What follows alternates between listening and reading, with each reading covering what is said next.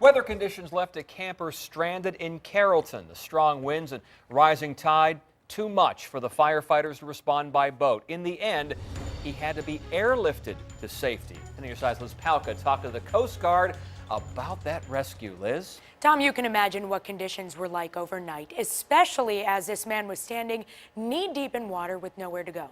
However, the Coast Guard is trained for this. Plus, the camper had something on him, a strobe light, that made him easier to spot.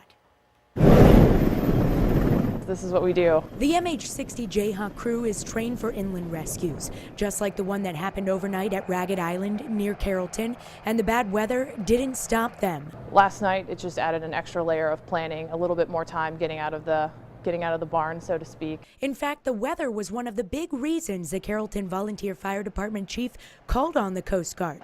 The chief told 10 on Your Side his firefighters wouldn't be able to reach a stranded camper by boat, and the water was rising. It had risen up to where he was surrounded by somewhat deep water, shin deep mostly.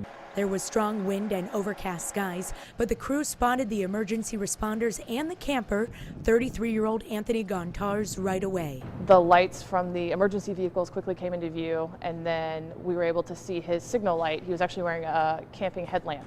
That's when the crew came up with a plan, lowering a basket to hoist the camper up. Once we hoisted him, got him into the plane, and got the door closed, and then the rescue swimmer proceeded to interview him and make sure he was okay. We had good comms with the fire department there. We made a plan with them, and together we were able to get that guy out of harm's way as quickly as we could. Even though the Coast Guard is part of the Department of Homeland Security, Lieutenant Jenny Fields says working with local first responders is all part of their job. We're a multi-mission, multi-capable service, so as long as it's safe and the juice is worth the squeeze, then we're going to go out there and do the best that we can.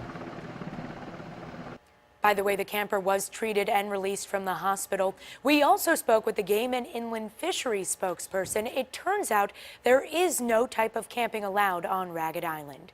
I'm Liz Palka, 10 on Your Side.